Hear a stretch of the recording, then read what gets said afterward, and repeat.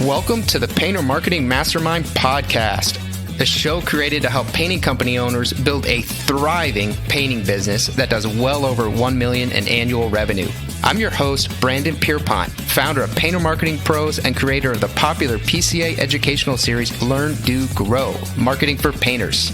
In each episode, I'll be sharing proven tips, strategies, and processes from leading experts in the industry on how they found success in their painting business. We will be interviewing owners of the most successful painting companies in North America and learning from their experiences. On this episode of the Painter Marketing Mastermind podcast, we host guest Regan. Eric is the founder and owner of Mission Painting, a residential painting company based in Kansas City, Kansas, that does over $2.5 million in annual revenue. In this episode, Eric discusses his why for starting and growing Mission Painting and how that impacts every decision he makes. He shares why he does not use commissions to motivate his employees, but instead pays them far above market rates, and the benefits he has seen in Mission Painting's culture and service as a result of doing so. Eric discusses the mindset he embraces when faced with disappointment and how that mindset has been a huge catalyst for his growth and success. If you want to learn more about the topics we discussed in this podcast and how you can use them to grow your painting business, visit paintermarketingpros.com/podcast for free training, as well as the ability to schedule a personalized strategy session for your painting company. Again, that URL is paintermarketingpros.com/podcast. Eric, thank you for coming on the Painter Marketing Mastermind podcast, man. Thanks for having me, man. It's good to be here. Yeah. So talk to us a little bit about Mission Painting and Home Improvements. Let's see. Brief history. We started in Kansas City in 2017. Before that, I mentored under another painting business out of Detroit, Michigan, technically Bloomfield Hills, Michigan, I suppose, called Somerset Painting. We've had Brad on from Somerset. So interesting. So Brad is who bought the business from Rick, whom I helped start the business with. So he started that company's been around 29 years. Is that right at this point? In one form or another, yeah. So Rick had started the business in 80, somewhat in the mid 80s, and used it to pay his way through Bible college, like seminary, right? So Rick was a full-time pastor. And I think that really kind of was the ethos of what's trickled down to a couple of other painting businesses. We mentioned Nash Painting in Nashville also kind of came from that pipeline. Okay. But at the end of the day, it was kind of faith and mission first in a sense. And you execute that by just providing great work, whatever line of work you're in, you know. And so for us, it just happened to be painting. So when I joined Rick, Rick was just Rick. And then we built a business model using things like Estimate Rocket and whatnot, and implemented a lot of strategies. When I left, Brad kind of came in and picked up that ball and ran with it and has done a great job up there, and has really kind of taken what we built and taken it to the next level. So it's been fun to watch from afar. I remember going to our first Angie's List conference when Rick and I were both on the advisory board before Angie's List got bought by Home Advisor. Rick and I were on the advisory board for Angie's List. And I remember taking Brad to his first conference and kind of introducing him to Angie and the former CEO of Angie's List. And it was it's just fun. It's fun to see people that are doing things, I think, in a sense, the right way, flourish. Yeah. So, cool, man. We left, my wife and I left Michigan in 2016, moved to Kansas, bought a house, started her medical practice, had a baby, got my pilot's license, and started this painting business all within about 30 days. So if I'm going to give advice, we'll preface this. If I'm going to give advice to anybody, it's don't do it that way. Not the 30 days of hell, like put everything in there. Goodness. You know what? It was one of those things where sometimes I think when things get so incredibly hectic, you have to distill things down to the basics just to tread water, you know, and all the fluff and all the nonsense kind of gets pushed aside and you focus on the important stuff. So it was actually a really good and fun time. But in hindsight, you're like, man, that was a lot going on. Busy. Right? Yeah. It was. Busy. But we actually hit the ground running with Mission in 2017, in February of 2017. So 2017 was our first full year in business, even though it's only like a 10-month deal. But I basically took the experience I had working with and for and being a part of Somerset in Michigan, and said, okay, I want to start something here. And in Michigan, we did siding, occasional roofing, addition, things like that. So it was much more than just a painting business, although painting was the majority of the revenue. And when you're starting fresh, you say, how do I just narrow the focus, right? How do I do just this so it's scalable and replicable? Because our goal has always been just that, scalability and replicability, right? So said, let's just focus on painting. How do we do this? In Michigan, we had grown and hired staff to do bookkeeping and secretarial skills. And when you start a new location, you don't have all that cash flow at your disposal to be able to afford that. So I kind of devised a system where everything was automated in a sense. So you go to our website, you schedule an estimate, that's automated. It pushes to our CRM software. We like Estimate Rocket, and everything talks to one another without having to have a secretary answer the phone. So that at that time I could be free to do the estimating and the project managing. Because when you first start, you're a one-man band. Sure. And so it just freed up time. And then as we've grown, we've tweaked our process, tweaked our system. Now we have a full-time office staff. So that certainly helps. Sure. So do you guys use subcontractors then as the painters? 100%. Yeah. My experience, and I go to the national conferences and I argue every year that one is neither right nor wrong, right? The employee-based model works for some, the subcontractor model works for others. I think either model, in order to be successful, needs processes and procedures and oversight in order to be successful, right? Like you can have a bunch of employees, and if the inmates are running the asylum, what does it matter? And so when I started here in Kansas, I was kind of idealistic, thinking this will be a big kumbaya experience. We'll have all employees. It'll be W-2. And I didn't have the bandwidth to provide the oversight needed. And it turned into kind of like that. We had the cat by the tail, and things that required a lot of oversight, like a new construction job, right? That I would want to be out giving bids or managing, someone else over here, was not going according to margins that any owner would like to have, and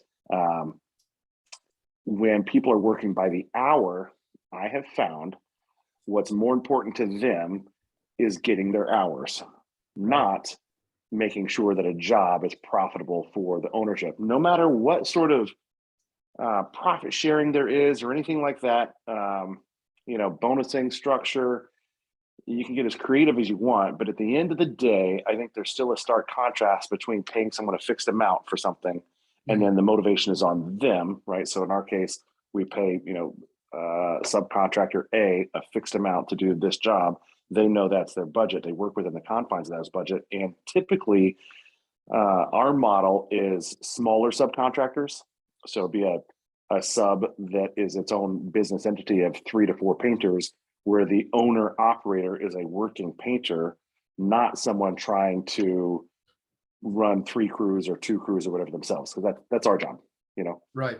You don't want almost another middleman in there, It's just another hand in the pot, and there's only so much that can go around. So what we do, our business model then, to answer the question you might have been asking, is we have sales and project managers are employed by Mission Painting, right? Okay. So a salesperson will sell the job, but they're not your project manager. In our model, the sales guys or gals, their job is to go sell and just to do that, right? So it's actually a pretty great job. Your only job is just to go meet with people and be affable. Yeah, it's fantastic. If I had a time machine, I would just go back and hire myself for that role. yeah, for sure.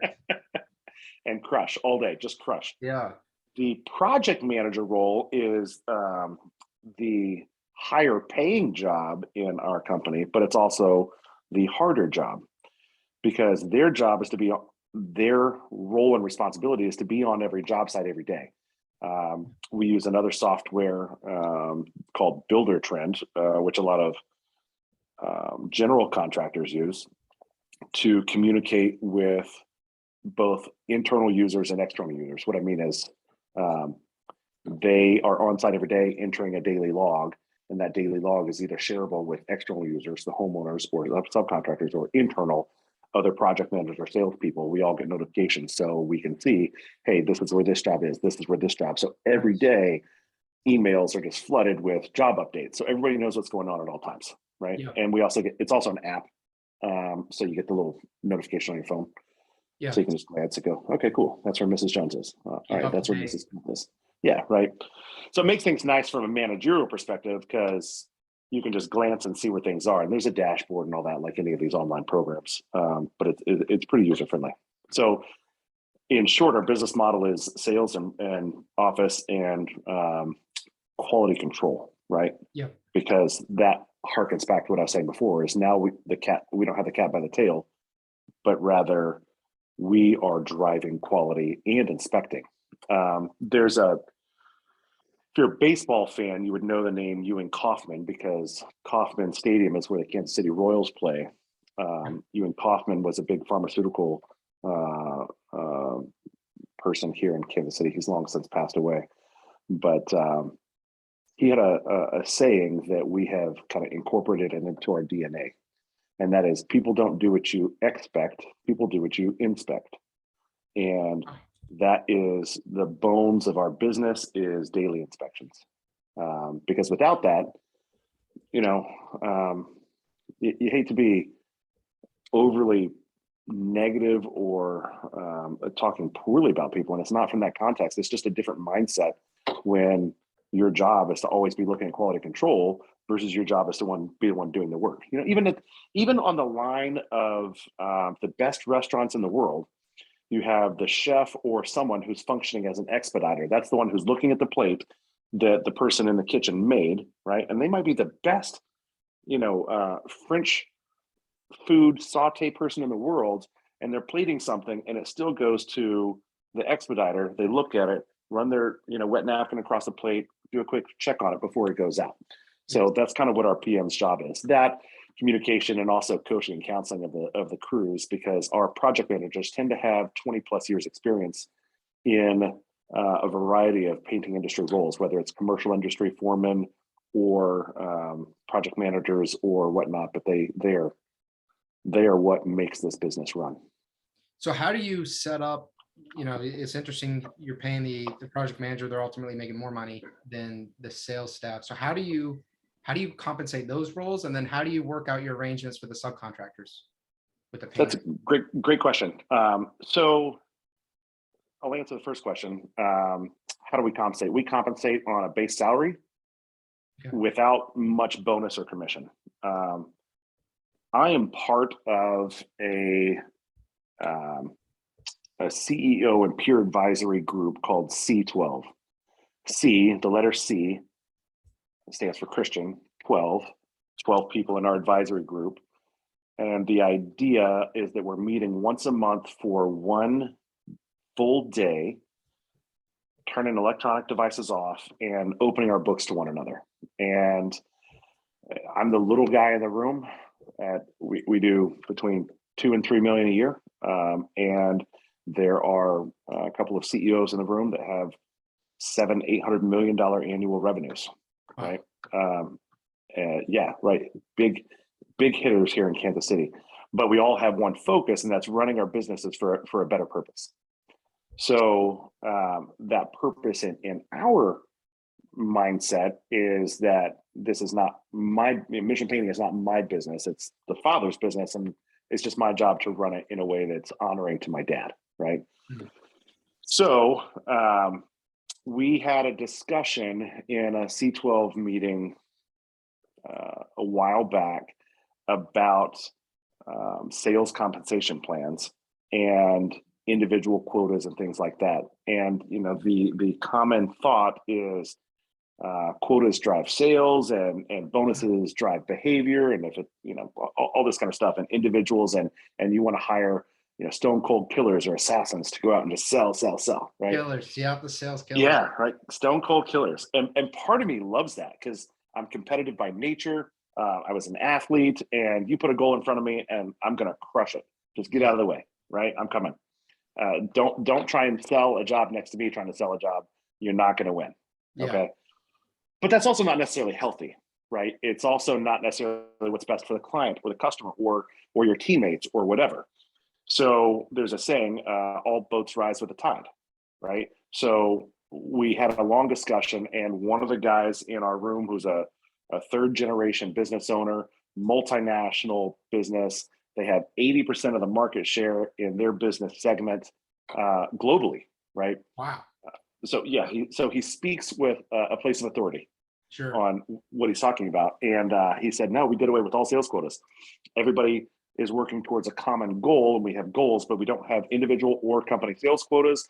We have behaviors that we monitor because we know if we monitor the behaviors, then outcomes are a byproduct of the behavior, and everybody works as a team. So if sales is out doing something just to benefit their sales quota, it may not benefit the production team. They might put the production team in a bad bind or whatever."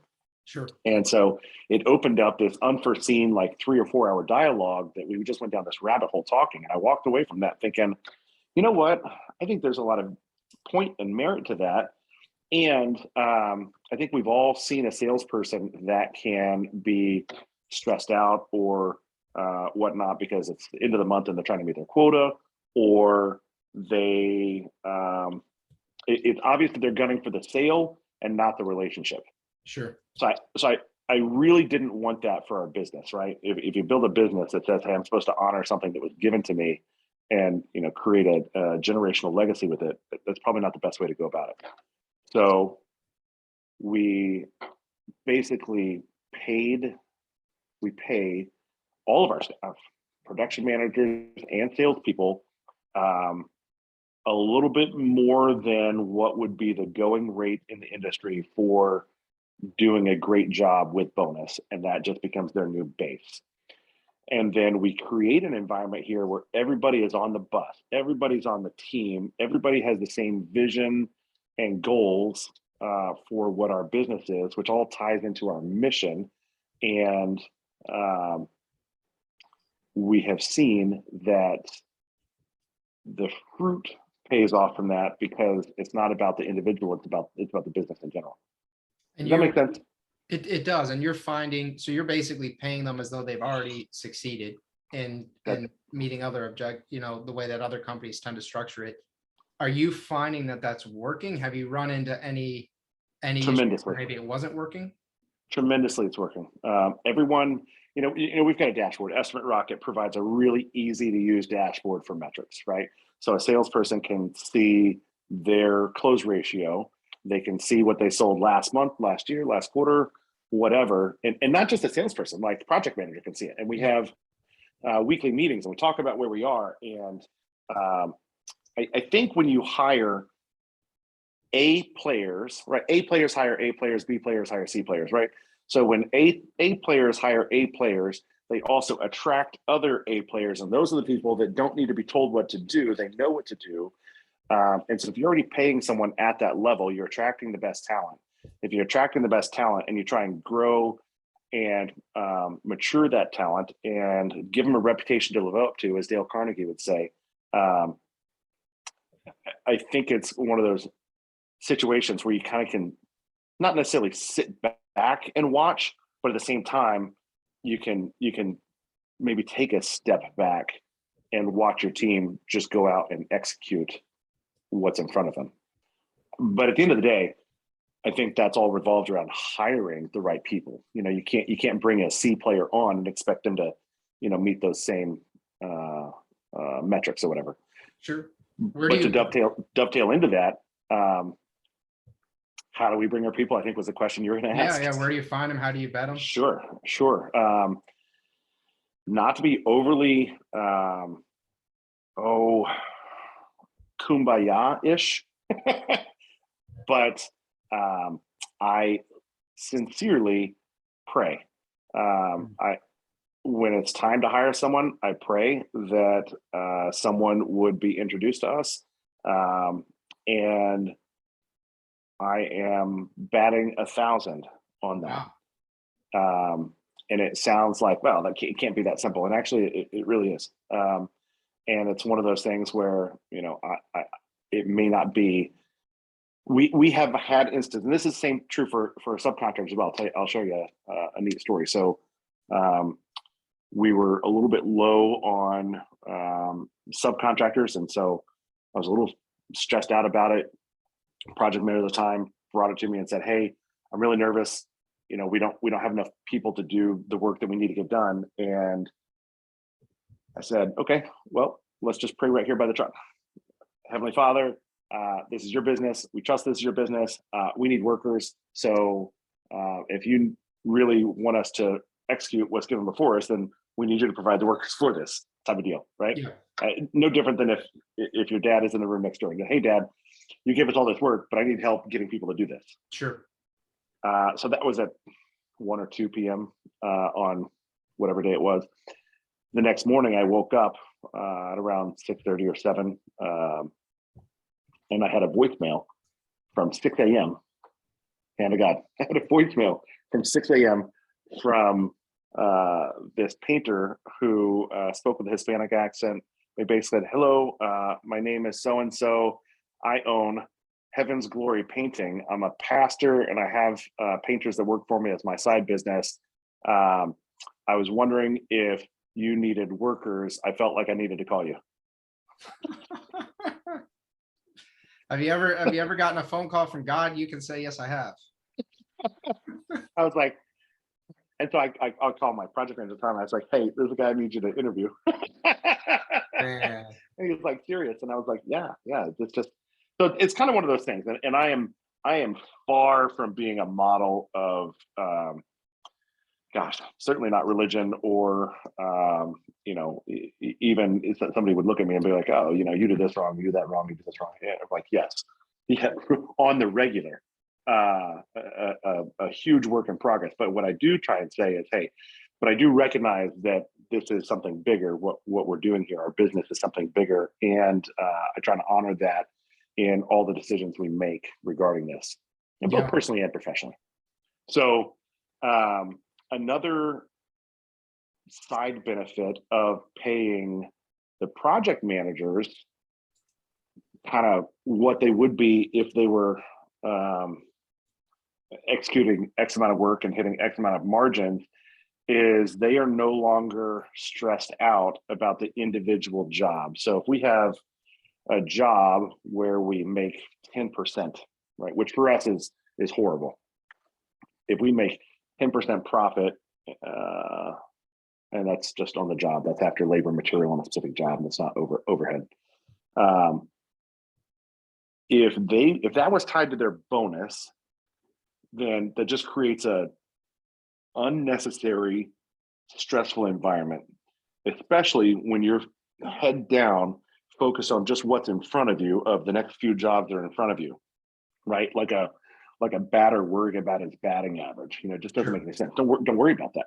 You execute these fundamentals when you're in the batter's box, and the byproduct that at the end of the season is you're going to have a 300 batting average. Sure. Or if you execute these things, then our P&L is going to look like this, regardless of the one-offs here and there. Same thing, right? Like you shouldn't be strutting like a peacock if you crush it on a job and have a 65% profit margin, right? Well, maybe the salesperson just got a lot of money for that, and it didn't take us near as much as, let's say we thought the wallpaper was going to be $10,000 and it all came off like Scotch tape off of a Coke can. Cool, yeah. Right? So I guess what I'm getting at is I try to pay people what they're worth plus, and lean into what they're most capable of and push them to do that. And how do you compensate your subcontractors? Great question. So it is not uncommon for us to hear that it's not uncommon for us to hear that we are 20% higher than our competition. And the feedback we get is, "Hey, response from a person who wants to go with us. Hey, we know that you're 20% higher, but we really feel that our house is going to be in good hands with you. We'd like to hire you to do work. Awesome. Thank you, Mr. Mrs. So-and-so. That allows us to pay our subcontractors more. Yep. Right. Like, cool. Now you got more margin, right? So you have more margin in a job. You can share that margin. Typically, we know what a going rate is for labor to get work done in this town. Yep. And we pay a little bit of a premium on that in the same way that we would like to pay all of our staff well. We believe in paying our subcontractors well. Yep. And sometimes our subcontractors will say, hey, we need more money in this job. Then the question is, why? Are you asking retroactively because you didn't manage your labor very well? Sure. And then that's probably a no, right? It's not our job to pay you because you didn't manage your labor very well. Right. If we agreed that this is how much, this room, if my office should take $200 of labor to paint, but somebody sent, an amateur painter out here to do it, and they had 20 hours painting this office, I'd say, that's not my problem. Right. That's your problem to own that. Conversely, sometimes estimators are off. Yeah. And we own that. And so I think just by virtue of our 80, 90 years of experience in the painting business across all people, right? You can look at something objectively and say, no, this is really a fair price for this. Yeah. So, and that's how we dictate our pricing for what a house is going to paint. Our average job hovers around $10,000. Do you have a particular gross profit margin you're aiming for on your jobs? We do. So just on the job, not the business, we're aiming for 40%. Okay. And how'd you come up with that?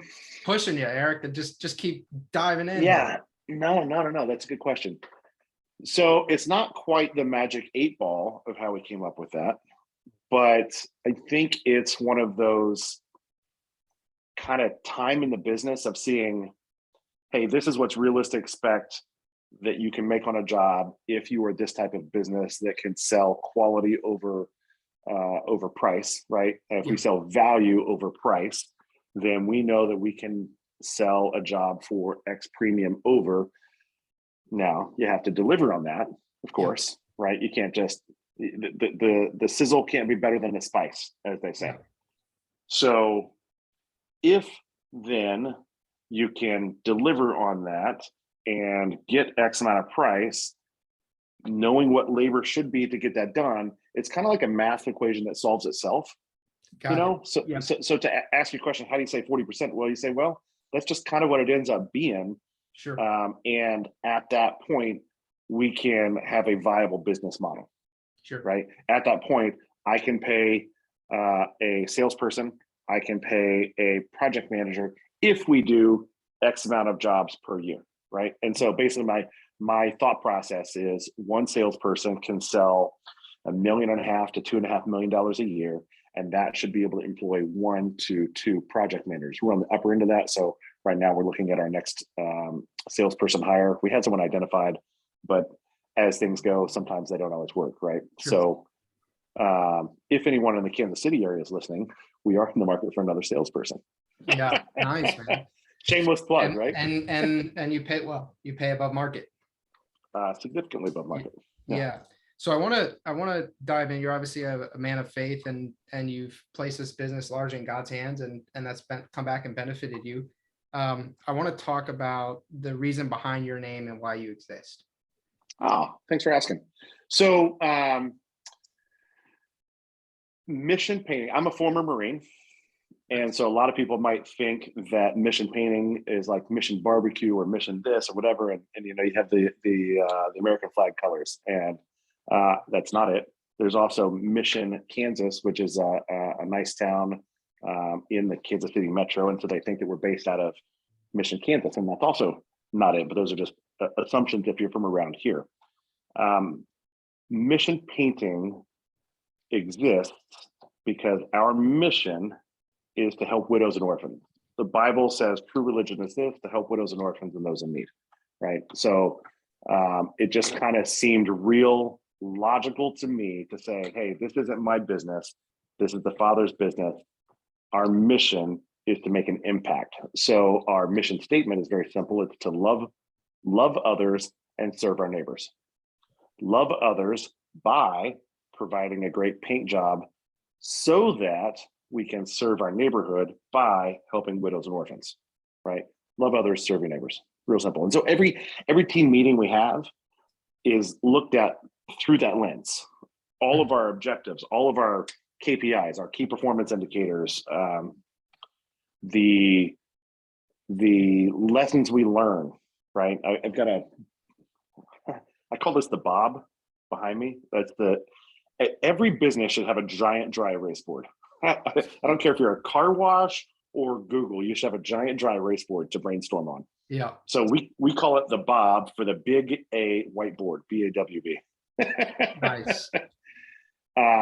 But I don't know if you can read anything on that, but we were discussing a job that went sideways about a week ago. And I love opportunities like that, right? Because they tend to be really inexpensive lessons. Because if you go back and own it and always do what's right, and you're operating from that do what's right from the get-go, usually it shouldn't be that painful of a lesson. But I'll be candid and share with you what it was. We had a customer who had us paint their full interior a year ago and called us and wanted us to do touch-ups. They had banged up some of the baseboards and whatnot.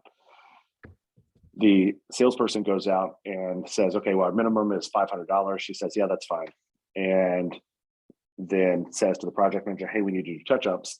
Project manager says, oh, that's on the far side of town. It's just touch-ups. We've done work for them before. I'm not going to go walk it with the customer beforehand.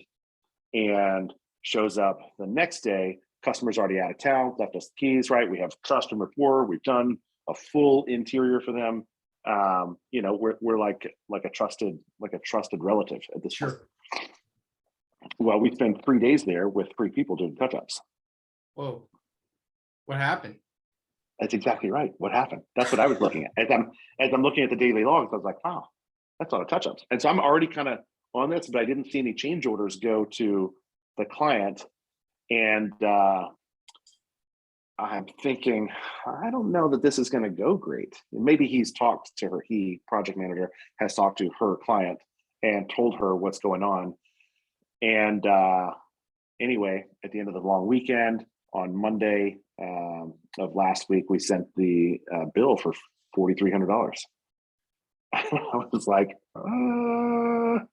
I don't know that that's going to go super well. Yeah. Sure enough. And I reached out to the project manager. I was like, hey, did you give them daily updates of what labor looked like every day? No. Okay. So we know how this is going to go.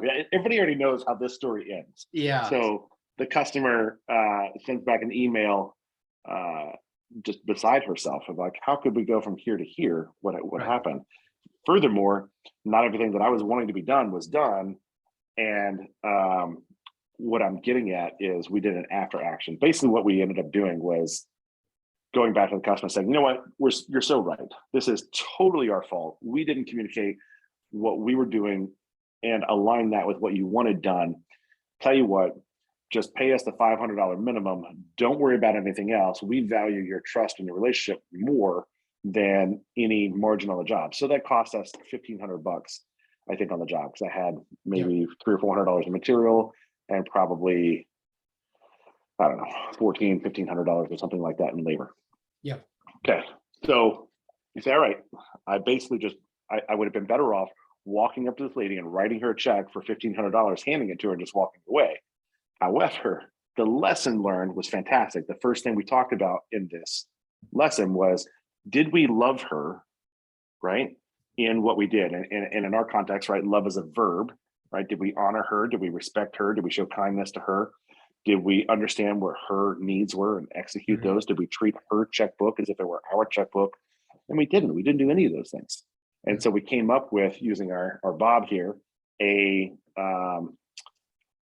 line item for labor that says these are the do's and don'ts, basically, of when we come work for you by the hour. And our lens of that was, again, through our mission, right, of love. How do we set ourselves up for success on the next time? And basically, we will have a not to exceed line item. We will communicate every day with the hours worked and have a full scope of work before we start. Project manager must do a walkthrough to make sure we're on the same page. Since that's hourly work, we want to honor your time and your payroll, since that's how it's kind of transpiring. So that, I think, is the explanation of the reason behind the name, and then how it applies through the daily, right, of not it just being lip service. I also took 2 people from our team to Uganda for 10 days in February, because we worked out a deal with 2 of our paint vendors, Sherwin-Williams and Spectrum Paint Company, who is our Benjamin Moore rep here. And those are the 2 primary products we use in this region, is Benjamin Moore and Sherwin-Williams. Pittsburgh, not a big deal. Can't get Faro and Ball around here. And the West Coast paints aren't really in our market. I know there's a couple of West Coast vendors, and they're just not here. So here's the deal we worked out. We get a rebate back from everything we purchased from Sherwin and Spectrum of 10%. Wow. Yeah, big number. And we take that 10% and we get that back basically in Q1 from the previous year. So we just got our checks back this year. So we had almost $50,000 this year that we can give to an organization that we have aligned with called Forgotten Children Worldwide. It's actually the brother of Rick Hartzell, who founded Somerset Painting in Michigan. So Forgotten Children Worldwide has like a 90+% pass through on the monies you give them. And their mission aligns with ours. It's widows and orphans, right? So we went to Uganda to go take a look at a school that we're helping to build that will train girls in a marketable skill, such as being a seamstress, for a year after they've aged out of their regular school. They're typically 16 to 19 years old, so that they don't have to go into prostitution in order to buy feminine hygiene products, for example. And that's a real story, a real example of the challenges facing the abject poverty in Uganda. We also support an orphanage in Nepal. And all of that is because of all of that specific is because of the rebate package that we've worked out with Sherwin and Spectrum. So we love our vendors. They're partners with us in as much as everything. So loving our neighbor to us isn't just our customer, right? It's anybody that would be the neighbor context, which is my physical neighbor, the customer, our subcontractors. We treat them with the same level of dignity and respect that we would each other. Our vendors, it's absolutely intolerable for us, anybody on the team, to abuse any of our vendor relationships. And some painters can be kind of rough on their reps, and that's just not our DNA. That's amazing, man. Thank you for that impact that you're making. That's absolutely incredible. It's a lot of fun. We also stole the Paint It Forward branding. From Josh. Yes, it's out of California. I'm drawing a blank on the Albright. Thank you. Goodness gracious. So those guys are fantastic. They're a fantastic inspiration. And how great is it that they let everyone use the Paint It Forward name, right? Yep. So we put our colors on that and we use it, but we also try to give them as much credit when I don't forget Albright's name. Yeah. Yeah, exactly. Now, Sherwin-Williams, when you get those rebates back, is that just, do they know what you use it for? Is that part of how you've been able to negotiate such a high rebate? Okay. It is. Yep. I also don't beat them up on pricing, right? Like I understand that money has to come from somewhere, you know? So you could technically say, well, you know, that You're having money more you're just paying pricing yourself. you're just paying more for the paint, and so it's just a Sure. deferred savings account for you. Kind of. They give us good pricing, so I think they give us more competitive pricing than, let's say, just a 10% markup over someone else. Sure. And we typically use the premium products. So, our standard exterior paints would be Emerald Rain Refresh from Sherwin, or Benjamin Moore Aura from Benjamin Moore. Those are our go-tos. And not to say that we don't use other lines, but when you look at things by a pie chart, those take up the most. Sure. Yeah, it makes sense, man. So what are you most excited about, I guess, with the future of your business? I'm excited about this year. We had a conversation with the team that this year was going to be a test year of testing if I can not be involved operationally. Nice. I am supervisory in a sense, but Horst Schulze was the founder of Ritz-Carlton, and when we were in COVID, I guess technically we're still in COVID, but when we were early on in COVID in we were 2020, really afraid of it. Yeah, early on in 2020, when we were doing shelter in place and things like that, right? Like nobody was working that wasn't essential, and although we technically could have been essential, we had the margin and the ability at that time to just kind of shut it down, pay everybody for a month, sit it out, and let's try and let this pass over. Obviously, that wasn't effective for a number of reasons, but that's another podcast, right? That's a whole other thing. Yep. That's a whole other ball of yuck. So what we did is we met on Zoom most days for a couple hours a day to do team training, right? Nice. And not painting training, but like character training and mission statement training and things like that. We did a master's class. I signed up for the master's class, which, side note, Aaron Franklin's barbecue masterclass is the best barbecue course you could ever take. So, but the masterclass that we really enjoyed was led by Horst Schulze, founder of Ritz-Carlton, and talking about excellence in service, right? Ritz-Carlton's mantra was ladies and gentlemen serving ladies and gentlemen. Cool, right? So you're elevating yourself to the same level as the people you're taking care of, treating them with dignity and respect, and carrying yourself with dignity and respect, et cetera. One of the things that Horst did is he empowered everybody at the hotel, from the housekeeper to the busboy, up to a certain dollar amount to take care of someone if they were upset about something. And it was something outrageous, something like $1,000 or $2,000 or something like that is that they could do. Can you imagine your busboy is like, sure, let me go get you a bottle of Cristal to make up for your eggs that were overcooked. It was an absurd amount. However, it was also, the onus was on that person to be able to explain why they did what they did, Sure. And everybody looked at the bottom line as like, this is a team effort and et cetera. So going through that, and a number of other training academies, we did some Patrick Lencioni stuff. We implemented Traction by Gino Wickman, which is an entrepreneurial operating system, EOS.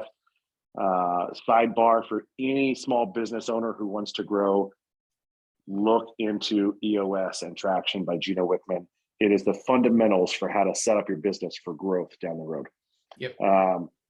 We implemented a number of processes, and it's kind of now 2 years later coming to a point where I've told the team, I'm no longer involved.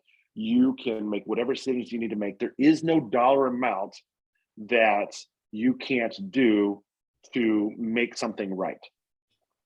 For example, that case study we just talked about, where round numbers, $4,500 was the bill, $500 is what we collected. It was a $4,000 comp. Yep. That project manager and salesperson made the decision on their own to do what's right, under the idea of how do we love this person? What's the best thing to do in this scenario? And they did it. They did the right decision, and it's fantastic. So what I'm excited about is seeing this next stage of growth in the team. I'm excited about taking a step back and kind of watching it and being almost like a silent partner in a sense, versus if anybody's familiar with Enneagram personality test, I'm an 8 on the Enneagram, which means I'm really good at imposing my will on others. That makes for a great quality in a salesperson, but it can also lead to micromanaging if you're a project manager or a business owner, if you're not careful. So this year I told the team is a test year, a test of me not being involved. Can this run and run as if I were here? Can you make the decisions as if you were the owner of the business, running it along this vision, this shared vision? And next year is a tweak year, learn from our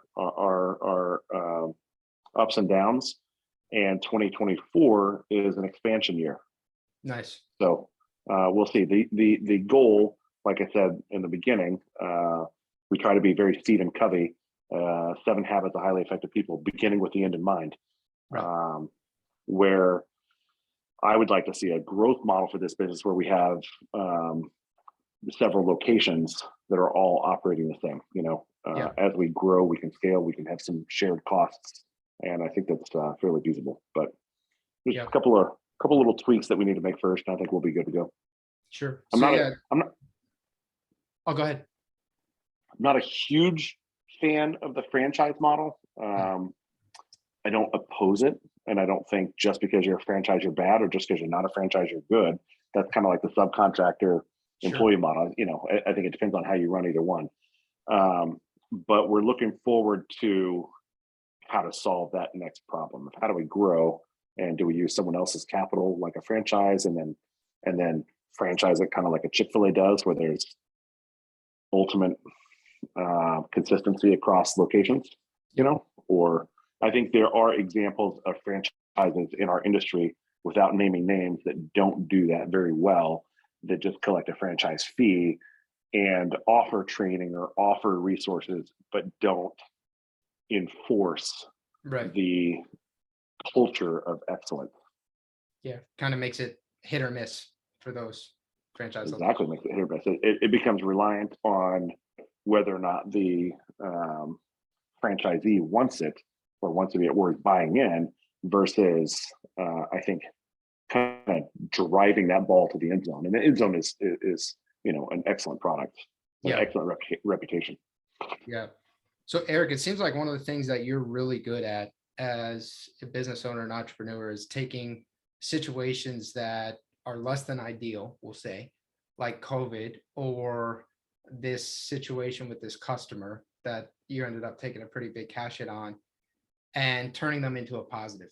And I find that's a consistent trait among successful entrepreneurs. So I just want to identify, because you said, oh, situations like these are great. How many people would say, oh, this job went sideways? That's great. That optimism is great because you're looking at it from an ROI perspective. You're saying, okay, I'm going to pay $1,500, and what I'm going to get back is the opportunity to better improve my quality for all the other projects and avoid other issues down the line, right? Absolutely. As opposed to, dang it, it happened. I think that's a huge point. Oh, COVID happened. We had to shut down. Okay, great, because now we can do these character training, go into all these master classes, and up level our entire company. That's just an awesome mindset, man. Thank you. It's I think it's integral to leadership that you have to have that mindset of positivity, right? Because that's contagious. I mean, leadership personality traits are contagious, right? Whether good or bad, right? If you're a bad leader, that can be very contagious to your team. If you're, excuse me, a good leader, and I hate to sound like a Dudley Do-Right or Ned Flanders or whatever, and keep circling this back. Diddly diddly do. Yeah, right. Because frankly, at baseline, I'm more of a giggity guy. Yeah, nice. Nice. But if we say that this is the father's business and the father's in control, right? And if you're doing things in a righteous manner, right? Righteous meaning like doing what you're supposed to be doing, how you're supposed to be doing it, as if your father is watching you, right? And it's not like you have to be Christian to ascribe to this, right? This is just common sense in a business, right? Doing things right for people. Doing things right, but in the Christian context, if I say this is the Father's business and the Father is in control, I then have to trust that when things go sideways, that's an opportunity presented to us to maximize now, so that down the road, you don't have that times 10 or times 100 or whatever, right? So, I mean, if you fast forward with BHAG ideals, the big, hairy, audacious goal ideals, if somebody didn't pick up on that, say, hey, in 20 years, I want 50 locations. Okay. Well, if you have 50 locations and I'll make that $1,500 mistake, that's $75,000 in 20 years that you just saved yourself with a $1,500 check. Cool. I'll write that check every day. Man, what a powerful point. Yeah, what a powerful point. That point right there. So if you have an abundance mindset, and if you have aggressive goals, then no matter what happens, I mean, the logical conclusion here is no matter what happens and no matter when it happens, thank God, because because you're growing. So thank God it happened now. If it happens in 3 years from now, it's not 1,500, it's 20,000. Well, thank God. Thank God it didn't happen 6 years from now, because and the longer it takes for you to make a mistake, the more magnitude that mistake is going to cost you. That's very well put and 100% on point. Great and mindset, man. On brand for us as well. Yeah. Yeah, that's a super abundance, growth-oriented mindset. Welcome challenges, because they're going to just make you better in the long term, and they're going to cost you less today than they will tomorrow. Sure. And I think the probably doesn't have to be said, but should be said on that is, don't make the same mistake twice, right? Like learn from those and learn it. Yeah. Don't keep paying the same stupid tax, so it becomes a really stupid tax. Yeah, exactly. Right. Like, and so lean into the opportunities to grow, to learn, and to make corrections from, and have the courage to always do what's right, and own it and grow from it. And that's kind of the thing, right? Like you say, man, this business where we are, I don't know if it's true in Florida as much, but it's so seasonal where we have winters, and so every winter cash flow gets tight. Every winter, there's less work than there is in the summertime, and we try to stabilize that through a number of different things. So I would say we are less seasonal than almost everybody in town, right? But we're still seasonal, right? Like right now, I'd like to be outside painting. You can't see out my window, but it's almost snowing. Come on, baseball season starts in 2 days. Yeah, it's not supposed to snow in baseball season, but you do what's right, and you trust, and you know that the Father says, "For I know the plans I have for you, plans to prosper you and to give you a future." Okay, well, I lean into that. Yeah, and sometimes that's hard, but it doesn't make it not doable. Yeah, Eric, what changes or do you see changes happening in the painting industry in, say, the next 10 years? Man, I wish I knew the answer to that. I think in a lot of industries, there's automation and whatnot. I don't know that I really see that in our industry. I don't know that there's an app there's several apps. There's one I'm drawing a blank on for roofers or siders, where they can take some pictures of a house and send it off to somebody, and in X amount of time, whether it's a day or an hour or whatever, they get back the number of squares that are on that roof, right? What the square footage of the roof, what the squares of siding, how much linear feet of trim do you have? So it makes their estimating job very easy. I don't think we have that luxury where something could just, you just input some numbers and it pops up and here's your answer, because it's so high touch point, it's almost like saying, what's the future of fine dining? Yeah. It's the same, it's execute, right? I think what is interesting is what's the future of labor in our industry.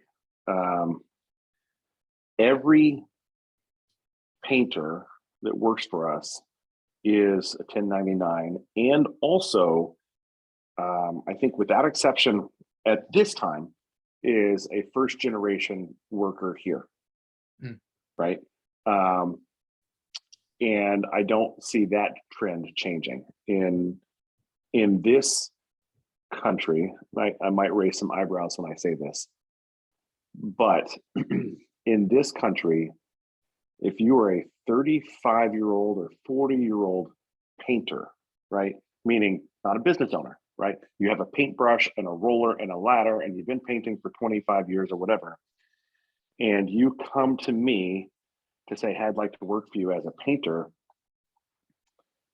And I say, okay, what do you want to make? And they say, I want to make $30 an hour. I want to make $35 an hour. They might be very good, right? But that goes back to our original conversation of most important to them is getting their hours, and they might be able to work unsupervised.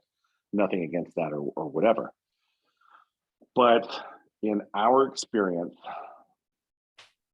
those guys typically have something in their story that has prevented them from being a manager or a salesperson or owning their own business or what have you.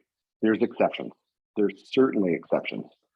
But if we're looking at averages, something is in their story.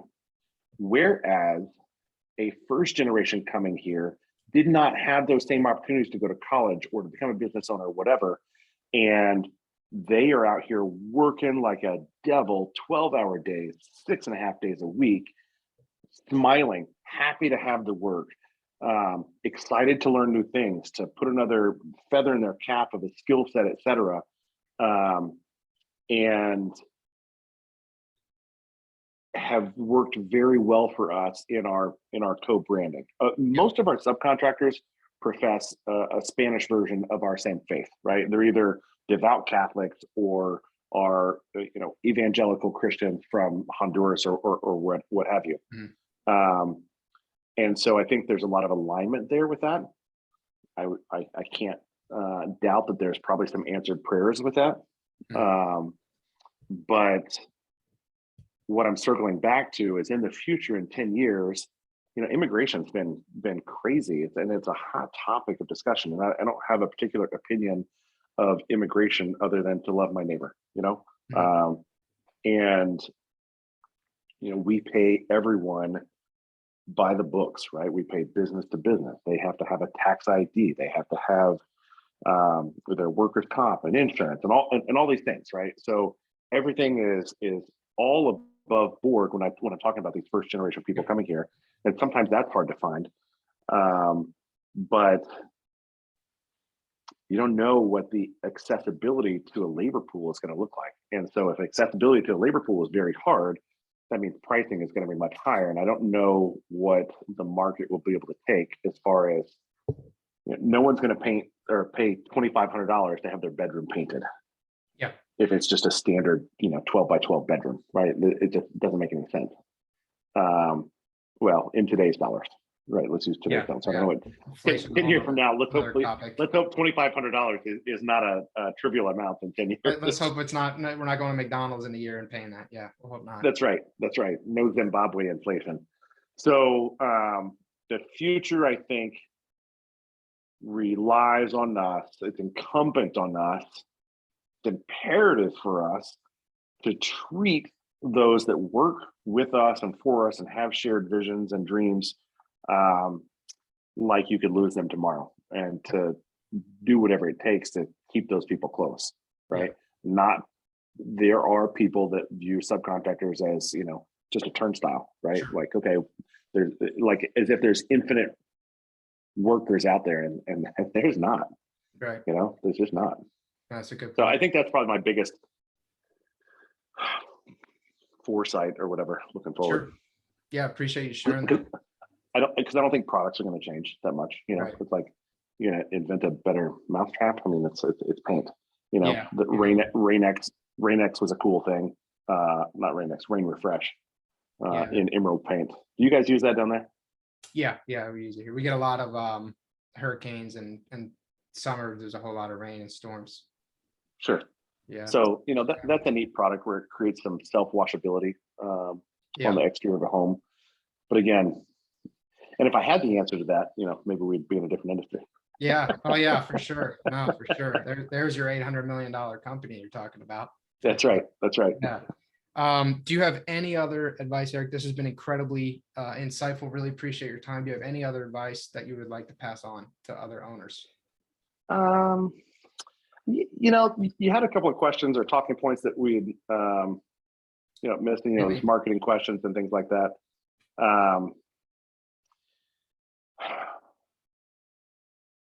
It depends on who's listening, right?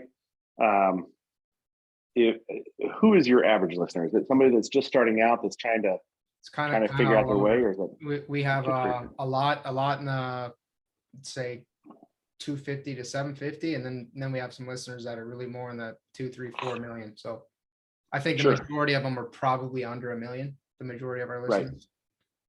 Fair enough, and I think that's an interesting kind of tipping point, right? That our first year we did just under 500 when it was just me.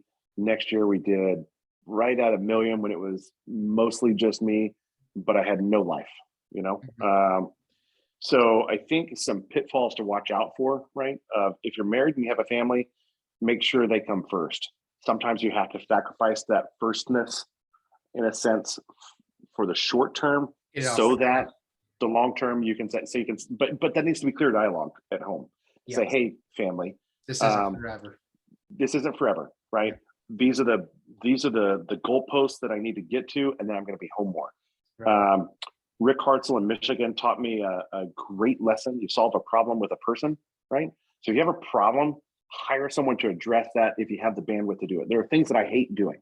I hate doing data entry and admin and things like that. I put it off and I put it off, and then it becomes this giant stack on my desk that then I have to get to, and then I avoid it. You know what I mean? Yeah.